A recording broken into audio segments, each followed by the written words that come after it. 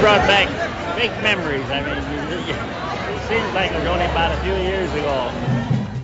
More than 60 years after World War II, a group of local veterans finally get to see their memorial in Washington, D.C. And that is tonight's top story.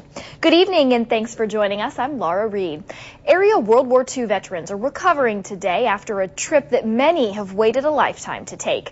Late last night, thousands came to the Crosse Airport to welcome home the Freedom Honor Flight from Washington, D.C. News Channel 8's Cynthia Schweigert was there, and she now joins us live in the studio to tell us what the welcome home was like for these veterans. Well, it was such an amazing sight last night to see the loved ones and friends welcome home their area veterans. There were fireworks, flags, music, and shouts of thanks as nearly 100 World War II veterans were greeted by their families and friends. Now, Ruth Amborn waited anxiously as her husband and son made their way off the plane. Her husband, Elmer Amborn, served in the Navy. He says he shed a tear when he saw the World War II memorial. Sometimes you get kind of nervous because you get the best of you when you walk up in front of the monuments. You think how lucky you were as you did come home.